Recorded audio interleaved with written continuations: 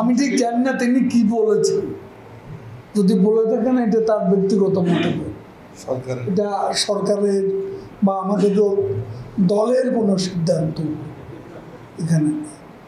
আর আমার প্রশ্ন হচ্ছে যে শিক্ষার্থীদের আন্দোলনের শুরু থেকে আমরা দেখলাম যে শিক্ষার্থীরা বারে বারে সরকারের পক্ষে নির্বাহী বিভাগকে আলোচনার বসার কথা বলছিলেন, সেটা হয়নি। আবার শিক্ষকরাও তাদের আন্দোলন কাভার করতে যে আমরা দেখেছি যে তারাও বারবার আফসোস করে বলছেন যে আমাদের সাথে সরকারের কেউ কেন আলোচনায় বসে না, আমাদের সম্পর্কে সিদ্ধান্ত নিচ্ছে তারা কোনো রকম আমাদের সাথে কোনো আলোচনা না করে সিদ্ধান্ত নেওয়া হচ্ছে।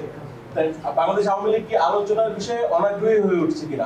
আলোচনা করে সমস্যা শিক্ষকদের সাথে তো পাশের রুমে আমি বসলাম না, এটা পরে, এটা ইদানিং প্রথম থেকে দেখা যাচ্ছিল যে শিক্ষকরা এই ছাত্র আন্দোলনের শুরু থেকে যেদিন থেকে 28 তারিখের আগ দিয়ে আমরা যখন শিক্ষকদের আন্দোলন কাভার করছিলাম, শিক্ষকদের ঢাকা ইউনিভার্সিটিতে কিংবা ছাত্ররা বারবার বলছিলেন যে আলোচনায় বসুক, আমাদের সাথে কেউ নির্বাহী বিভাগের শিক্ষকরা বলছেন যে আমাদের সাথে কেউ আলোচনা করছেন না কেন? বাংলাদেশ আওয়ামী লীগ কি আলোচনার পর থেকে সরে আসছে কিনা? কে বলছে? শিক্ষকদের দাবি, শিক্ষকরা কিংবা ছাত্র। আমি যে বসলাম এটা কি সরকারের না? পরে এখন আমরা দেখছি পরে কবে আছে আলোচনা চলবে, আমি তো আলোচনা করছি, এখনো চলছে। তারপরে আমাদের শিক্ষা সংস্কৃতি বিষয়ক যে উপদেষ্টা আছেন তিনি কিন্তু প্রতিনিয়তই তাদের সাথে যোগাযোগ করছেন, কথাবার্তা বলছেন। শিক্ষার্থীরা এখন ক্লাসে ফিরে যাবেন, কিন্তু ইউনিভার্সিটি তো বন্ধ। এই অবস্থায় শিক্ষার্থীরা ক্লাসে ফিরে যাবেন এরকম তো সম্ভাবনা নাই।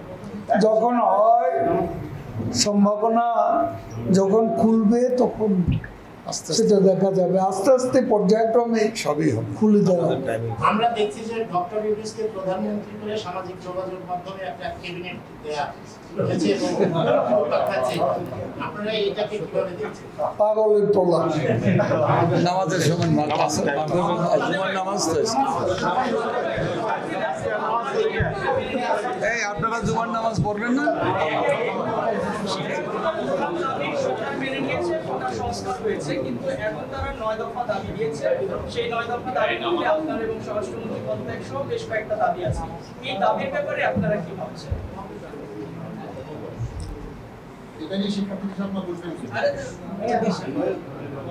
দেখুন, এই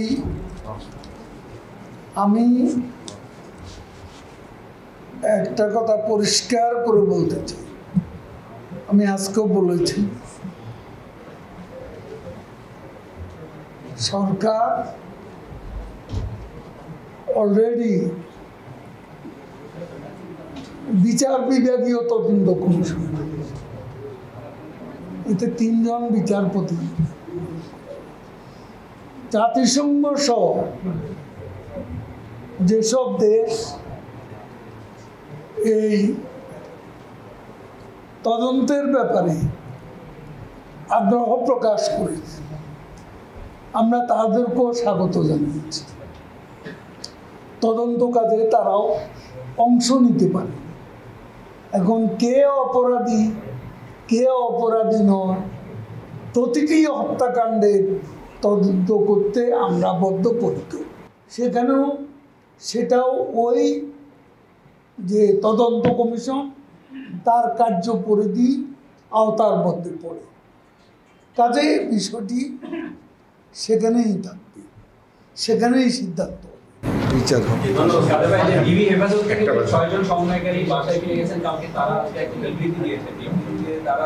সর্বশেষ যে কথা তাদের যে আন্দোলন চলবে, তো তাদের সাথে আবার আলাপ আলোচনা বা এই বিষয়ে আপনারা কোনো উদ্যোগ দিবেন কিনা? এই বিষয় থেকে আরে জুম্মার দিন না আমাদের আলোচনা আছে। তারা আজকেও যে বিবৃতি দিয়েছেন তাতে তারা বলেছেন যে 6 জন ডিবি হেফাজতে ছিলেন, যে আন্দোলন চলবে, এই বিষয়ে তাদের সাথে আপনারা কোনো আলাপ আলোচনা বা কোনো উদ্যোগ দিলেন কিনা? যাতে সরকার কোনো সিদ্ধান্ত নিলে আপনাদের জানাবো।